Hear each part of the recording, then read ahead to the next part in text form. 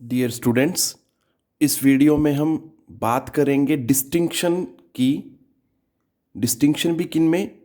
Between metals, insulators and semiconductors. But उसका base क्या होगा? That will be on the basis of the energy band diagram. मतलब सीधा सीधा अगर बोलें तो इस पर्टिकुलर वीडियो में हम जो पढ़ने वाले हैं, we will be studying energy band diagram of metals, insulators and semiconductors. उसके बेसिस पे हम देखेंगे कि इन तीनों में क्या डिफरेंस होता है। सबसे पहले देखते हैं energy band diagram for metals. तो देखें बेटा, मेटल कंडक्टर्स में क्या होता है? ये है हमारे पास कंडक्शन बैंड और ये है वैलेंस बैंड, जैसे मैंने बताया आपको। और ये पूरा जो है बेटा, देखो, this all is the valence band. Basically ये ओवरलैपिंग हुई हुई है।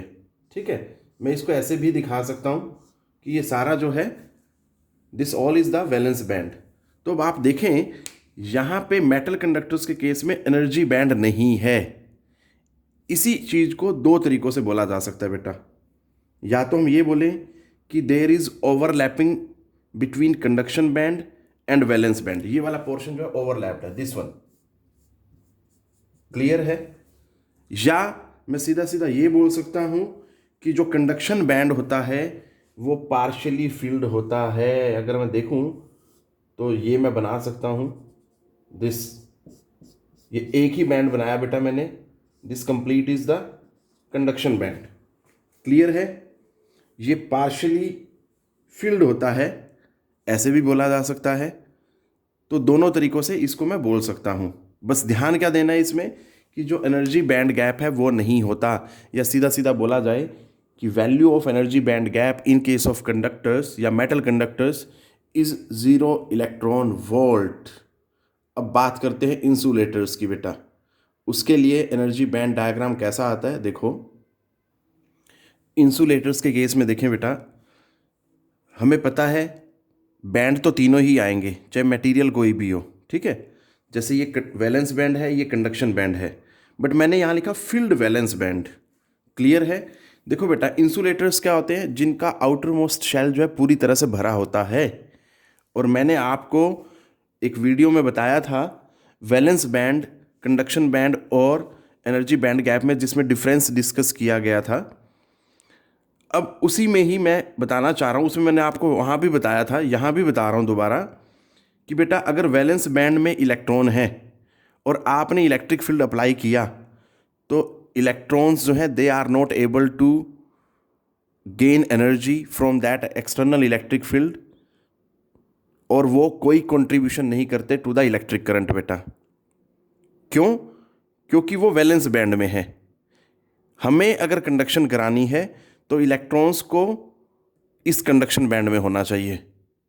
तो यहां पे जो ध्यान देना है इंसुलेटर्स के केस में, ये तो फील्ड है, वैलेंस बैंड फुली फील्ड है, कोई दिक्कत नहीं है। ठीक है, बट ये जो एनर्जी बैंड गैप है ईजी, इसकी वैल्यू 3 इलेक्ट्रॉन वोल्ट से ज्यादा होती है।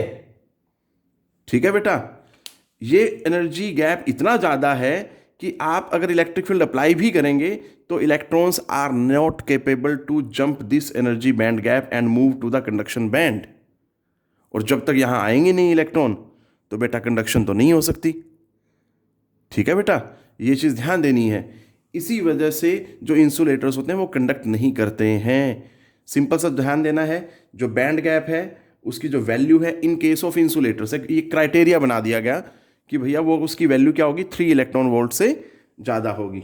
ठीक है, वो अलग अलग इंसुलेटर्स के केस में वैल्यू अलग अलग होगी, but that will be greater than 3 electron volt. अब हम बात करते हैं सेमीकंडक्टर्स की। इन केस ऑफ सेमीकंडक्टर्स जो है एनर्जी बैंड डायग्राम कैसा होता है, देखते हैं बेटा। देखो सेमीकंडक्टर में कैसा होता है, फील्ड वैलेंस बैंड, ठीक है जी, लोअर बैंड होता है।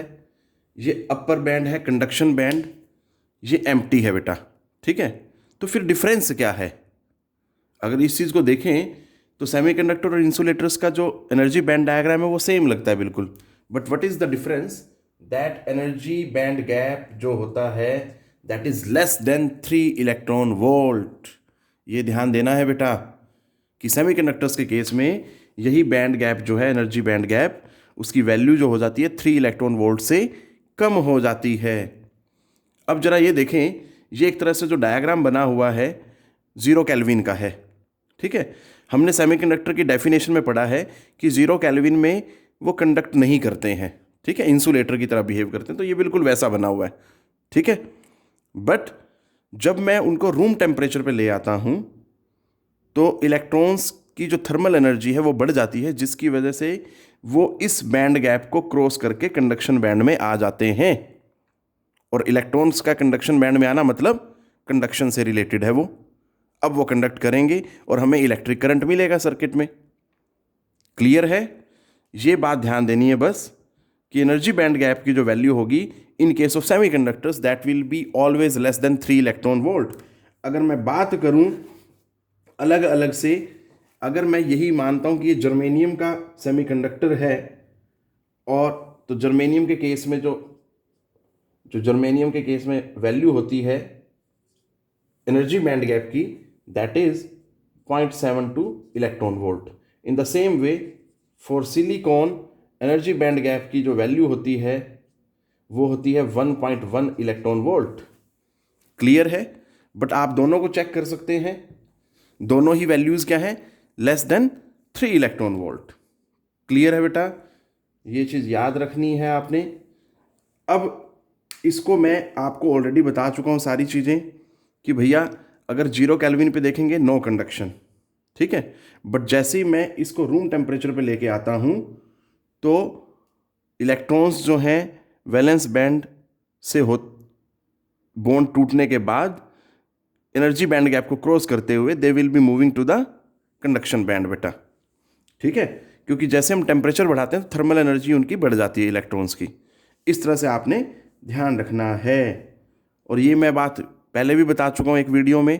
ये याद रखें कि हर एक सेमीकंडक्टर के लिए जो एनर्जी बैंड गैप की जो वैल्यू होगी, सेमीकंडक्टर क्या, हर एक मटेरियल के लिए बोलें, एनर्जी बैंड गैप की जो वैल्यू है वो डिफरेंट होती है। बस एक क्राइटेरिया बना दिया गया कि कंडक्टर्स के केस में वैल्यू 0 होगी, इंसुलेटर्स के केस में ग्रेटर देन 3 इलेक्ट्रॉन वोल्ट होगी, और सेमीकंडक्टर्स के केस में that will be less than the 3 electron volt. So that is all which I wanted to discuss in this video बेटा। टेक केयर, पढ़ते रहें।